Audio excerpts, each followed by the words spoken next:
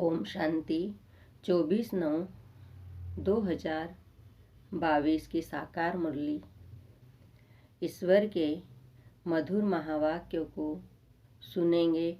मीठी मीठी मुरली के मीठे मीठे शब्दों को सुनते हैं। मीठे बच्चे, पहला निश्चय करो कि मैं आत्मा हूँ। प्रवृत्ति में रहते अपने को शिव बाबा का बच्चा और पौत्रा समझकर चलो, यही मेहनत है। प्रश्न: तुम सब पुरुषार्थी बच्चे किस एक गृहराज को अच्छी तरह जानते हो?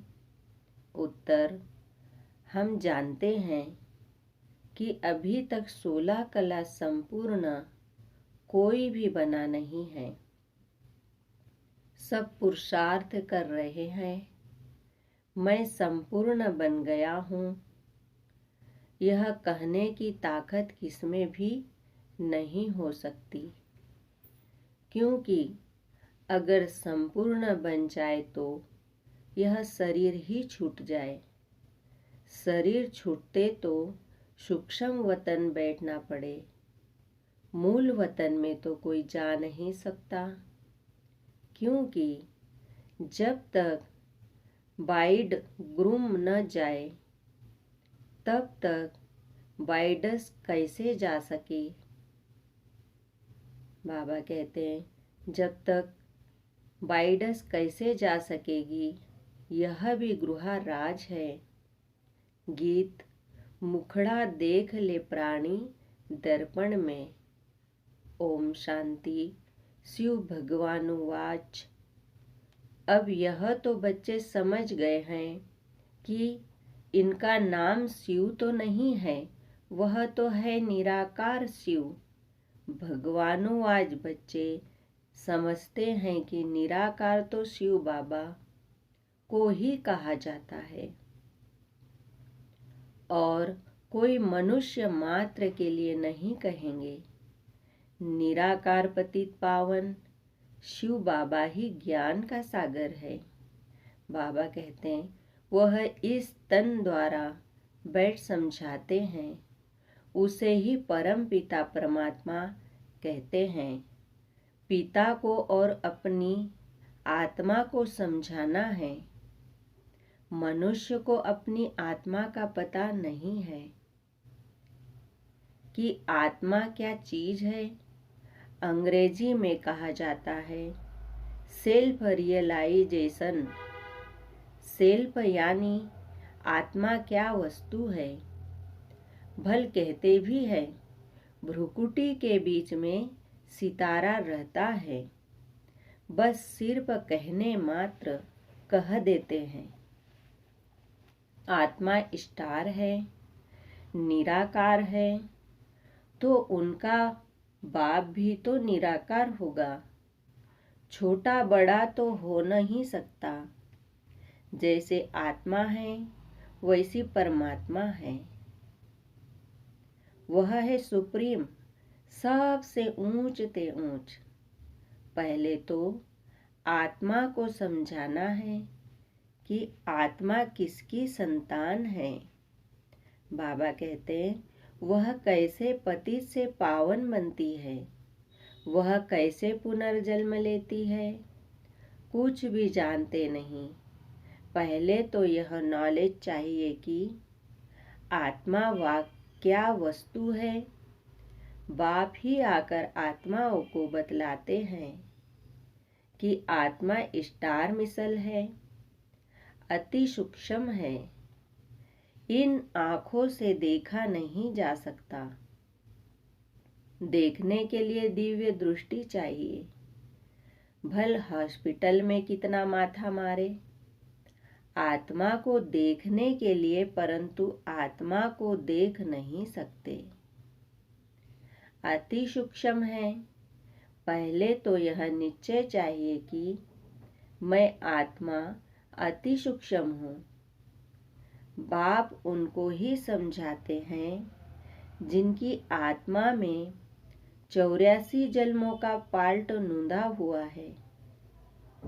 फिर परमात्मा खुद ही रियलाइज कराते हैं। वो आत्मा थोड़े ही करा सकती है। बाबा कहते परमात्मा खुद ही रियलाइज कराते हैं कि मैं तुम्हारा बाप अति सूक्ष्म हूँ। ड्रामा में सारी एक्ट नूंदी हुई है, इनके पार्ट में कुछ भी चेंज हो नहीं सकता। बाप कहते हैं मैं किसको बीमारी आदि से कोई ठीक करने थोड़े ही आता हूँ। यह जिस्मानी बीमारी आदि तो गर्भ भोग है। बाबा कहते जिस्मानी बीमारी आदि तो कर्म भोग है। तुम तो मुझे कहते ही हो पतित पावन, नॉलेजफुल, ज्ञान का सागर, आओ हमको आकर पावन बनाओ, राजयोग भी सिखाओ। परमात्मा को ही बुलाते हैं। फिर बीच में श्री कृष्ण कहाँ से आया? श्री कृष्ण को सभी गॉड फादर थोड़े ही कहेंगे। बाबा कहते हैं अभी आत्माओं का बाप निराकार है। वह है दुख हरता, सुख करता। वह कैसे आया, कैसे पार्ट बजाया, यह कुछ भी जानते नहीं। शास्त्रों आदि में तो कुछ है नहीं। गीता है सर्वशास्त्रमय शिरोमणि। जिस गीता से ही सतयुगी आदि सनातन देवी देवता धर्म की स्थापना हुई। पीछे फिर बाल बच्चे आए। धर्म शास्त्र मुख्य कौन से हैं? उस पर बाप समझाते हैं मुख्य है गीता, जिससे ब्राह्मण सूर्यवंशी चंद्रवंशी धर्म की स्थापना हुई। संगम युग है ही ब्राह्मण धर्म। तुम जानते हो बाबा हमको ज्ञान सुना रहे हैं, जिससे हम शूद्र से ब्राह्मण बनते हैं, फिर सूर्यवंशी चंद्रवंशी बनेंगे। यह तो पक्का याद कर लेना चाहिए। परम पिता परमात्मा ने ब्राह्मण देवता क्षत्रिय धर्म की स्थापना की। बाबा कहते हैं बाबा ने आत्मा पर भी समझाया है। कई बच्चे अपने को आत्मा समझ बाप को याद करने में मूंझते हैं। अरे तुम आत्मा हो ना, तुम्हारा बाप है शिव। जैसे आत्मा ऑर्गेन्स बिना कुछ भी कर नहीं सकती, वैसे निराकार बाप को भी तो ऑर्गेन्स चाहिए ना। वह इनमें आकर समझाते हैं आत्मा का रूप क्या है, परमात्मा का रूप क्या है। यह तो कहने मात्र कहते हैं। परमात्मा का रूप बिंदी है, परंतु उनमें कैसे अविनाशी पार्ट नूंदा हुआ है, जो कब मिटने वाला नहीं है। यह कोई नहीं जानते, परंतु पार्ट अनादि परंपरा से चले आते हैं। बाबा कहते हैं उनकी कब इंड नहीं होती। पुरानी दुनिया का इंड हो तब नई दुनिया हो। बाबा ही आकर पतित दुनिया को पावन बनाते हैं। बाबा ने समझाया है मुख्य धर्म शास्त्र है ही 4, जिससे 4 धर्मों की स्थापना होती है। पहले है गीता, फिर इस्लामी धर्म का शास्त्र, बौद्ध धर्म का शास्त्र, क्रिश्चियन धर्म का, फिर बुद्धि होती है। यह सब गीता के पुत्र पोत्रे हो गए। इसलिए गाया जाता है श्रीमद् भगवद गीता। बाबा कहते हैं जो बाप ने गाई है, बाप कहते हैं न मैं मनुष्य हूँ, न मैं देवता हूँ, मैं तो ऊंच ते ऊंच निराकार परमात्मा हूँ। मैं कल्प कल्प इस साधारण तन में पढ़ाने आता हूँ। तुम जानते हो कि अभी हम बरोबर ब्राह्मण बने हैं, फिर सो देवता बनेंगे। वृद्धि तो होती जाती है। हाँ, कोई बीके बनना मासी का घर नहीं है। समझाया जाता है कि गृहस्थ व्यवहार में रहते अपने को शिव बाबा का बच्चा समझो। बाबा कहते हैं, तुम शिव बाबा के पौत्रे भी हो तो बच्चे भी हो। अज्ञान काल में ऐसे नहीं कहेंगे कि मैं दादे का पौत्रा भी हूँ, बच्चा भी हूँ। तुम बच्चे दादे के हो, शिववंशी। फिर शिव बाबा एडॉप्ट कर बीके बनाते हैं। वह निराकार हो गया, वह साकार हो गया। निराकार बाप के तुम बच्चे हो। फिर कहते हैं, ब्रह्मा द्वारा मैं तुमको एडॉप्ट करता हूँ। तो ब्रह्मा के बच्चे होने के कारण तुम मेरे पौत्रे हो। तुमको वर्षा शिव बाबा से मिलता है। बाबा कहते हैं, बाकी धर्मशास्त्र उसको कहा जाता है जिससे धर्म स्थापन होता है। वेदों से कौन सा धर्म स्थापन हुआ? कुछ भी नहीं। महाभारत भी धर्मशास्त्र नहीं है। बाइबिल धर्मशास्त्र है। गीता से तो देवता धर्म स्थापन हुआ। बाकी भागवत रामायण में तो दंत कथाएं लिख दी है। वह तो धर्मशास्त्र नहीं है। मूल बात है कि आत्मा को समझाना है। वह फिर कहते कि आत्मा निर्लेप है, तो उल्टा हो गया ना। वास्तव में आत्मा ही शरीर द्वारा खाती है, वासना लेती है। दुख सुख आत्मा ही फील करती है। बाबा कहते हैं, दुख सुख आत्मा ही फील करती है ना। महात्मा पाप आत्मा कहा जाता है। महात्मा पाप आत्मा कहा जाता है। फिर आत्मा सो परमात्मा कह दिया तो रॉन्ग हो गया। सेंटर पर आने वाले कई बच्चों को यह भी पता नहीं है कि आत्मा क्या चीज है। बाबा कहते हैं, तुम खुद कहते हो आत्मा स्टार है, उनमें ही सारा पार्ट भरा हुआ है। आत्मा अति सूक्ष्म है।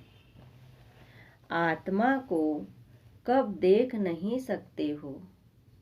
हाँ, बाबा दिव्य दृष्टि से साक्षात्कार करा सकते हैं। साक्षात्कार किया फिर गुम हो जाएगा। फिर भी तुमको बुद्धि से निश्चय तो करना पड़ेगा ना कि हम आत्मा अति सूक्ष्म हैं। जैसे विवेकानंद का मिसाल सुनाते हैं कि उनको ज्योति का साक्षात्कार हुआ। देखा ज्योति उनसे निकलकर मेरे में समाई, परंतु यह तो साक्षात्कार हुआ, बाकी समाने की तो बात ही नहीं है। बाबा कहते हैं, आत्मा का साक्षात्कार हुआ तो क्या, आत्मा तो तुम हो ही। कितनी फालतू महिमा लिख दी है। साक्षात्कार हुआ, अच्छा उससे प्रारब्ध क्या है? कुछ भी नहीं। मिसला तुमको चतुर्भुज का साक्षात्कार हो तो क्या तुम लक्ष्मी नारायण बन जाएंगे क्या? एम ऑब्जेक्ट का यह सिर्फ साक्षात्कार हुआ। बाप का भी क्या साक्षात्कार होगा? जैसे आत्मा स्टार है वैसे वह भी स्टार है। दिखाते हैं। अर्जुन ने कहा कि हजारों सूर्य से जास्ती तेज है, हम सहन नहीं कर सकते। बस करो, बस करो। बाबा कहते हैं अब ऐसा तो कुछ भी है नहीं। आगे तो बहुतों को साक्षात्कार होता था। जो सुना हुआ था वह साक्षात्कार हो जाता है। समझते हैं हमारी मनोकामना पूरी हुई, परंतु उसमें तो कुछ भी फायदा नहीं है। बाप कहते हैं मैं राजयोग सिखाकर पति से पावन बनाने आया हूँ। ऐसे नहीं मुर्दे में श्वास डाल दूंगा। बीमारी है तो जाओ डॉक्टर के पास। हम तो आए हैं पावन बनाने। पावन बनो तो पावन दुनिया में चलेंगे। बाबा कहते हैं जरूर पतित दुनिया का विनाश होगा, तब तो पावन दुनिया स्थापना होगी। महाभारत लड़ाई के बाद क्या हुआ? कुछ भी रिजल्ट दिखाते नहीं हैं। तुम बच्चों को अभी सृष्टि के आदि मध्य अंत का राज समझाते हैं। यह नॉलेज किसकी बुद्धि में है नहीं, आत्मा का ही ज्ञान नहीं है। बाबा से आकर पूछते हैं आत्मा क्या है? बाबा को याद कैसे करें? बाबा वंडर खाते हैं।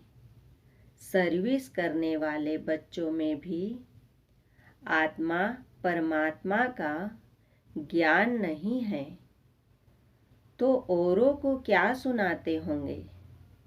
हाँ, मुरली सुनाते रहते हैं। टीचर्स भी नंबरवार होती है।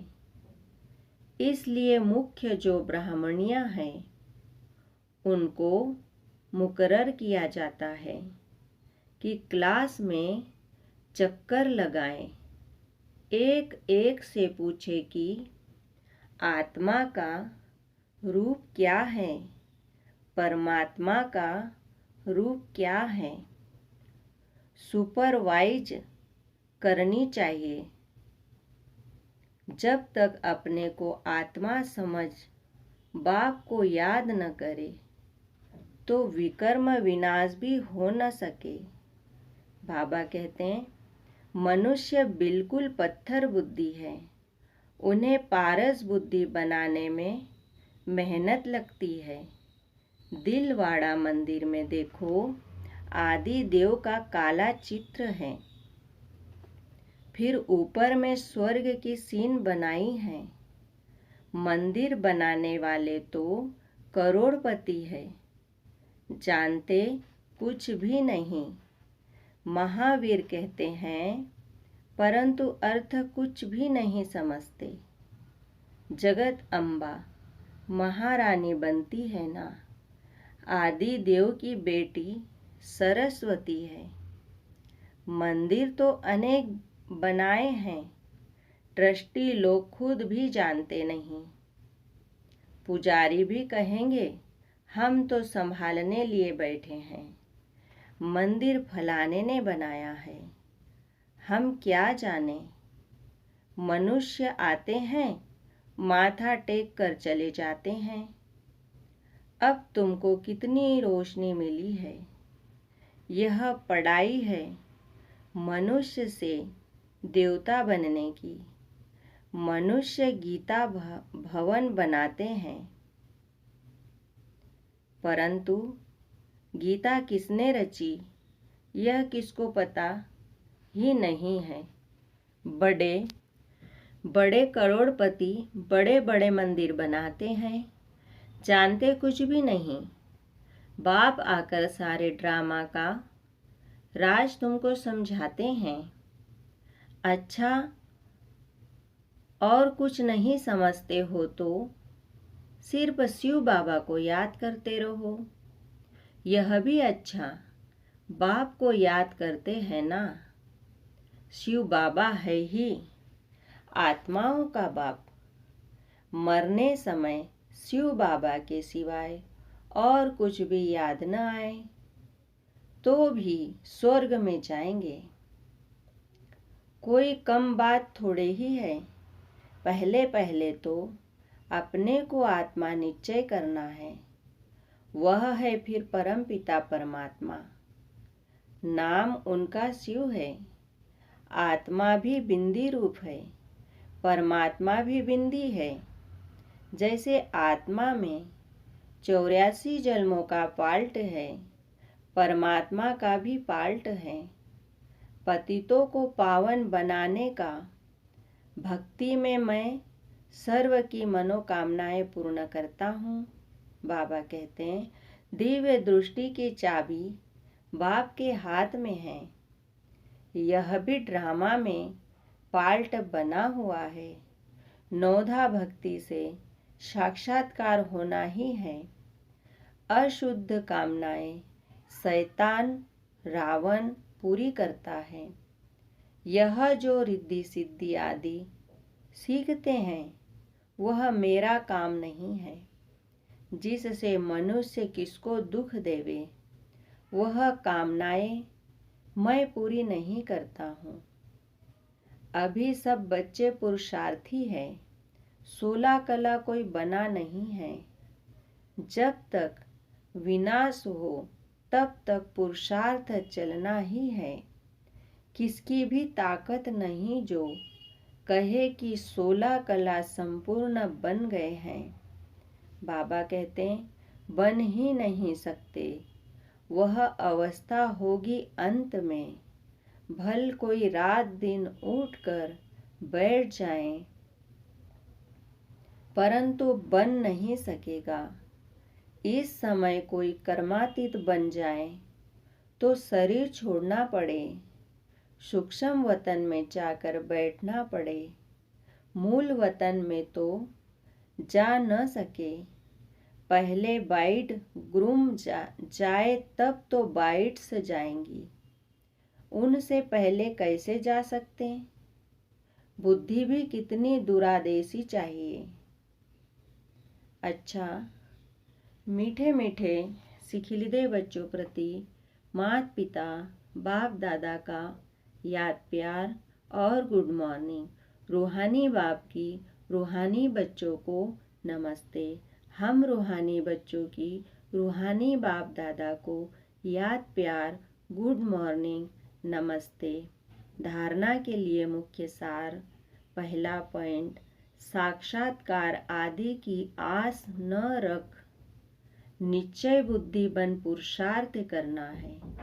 पहले पहले निश्चय करना है कि मैं अति सूक्ष्म आत्मा हूँ।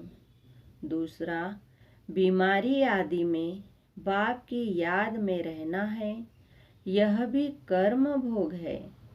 याद से ही आत्मा पावन बनेगी। पावन बनकर पावन दुनिया में चलना है। वरदान है, ज्ञान और योग के बल द्वारा माया की शक्ति पर विजय प्राप्त करने वाले माया जीत जगत जीत भव। वरदान का डिटेल। दुनिया में साइंस का भी बल है, राज्य का भी बल है और भक्ति का भी बल है, लेकिन आपके पास है ज्ञान बल और योग बल। यह सबसे श्रेष्ठ बल है। यह योग बल माया पर सदा के लिए विजयी बनाता है। इस बल के आगे माया की शक्ति कुछ भी नहीं है। मायाजीत आत्माएं कभी स्वप्न में भी हार नहीं खा सकती। उनके स्वप्न भी शक्तिशाली होंगे। तो सदा यह स्मृति रहे कि हम योग बल वाली आत्माएं सदा विजयी है और विजयी रहेंगे। स्लोगन: कर्म करते कर्म के बंधनों से मुक्त रहना ही फरिश्ता बनना है। ओम शांति। शुक्रिया बाबा, शुक्रिया।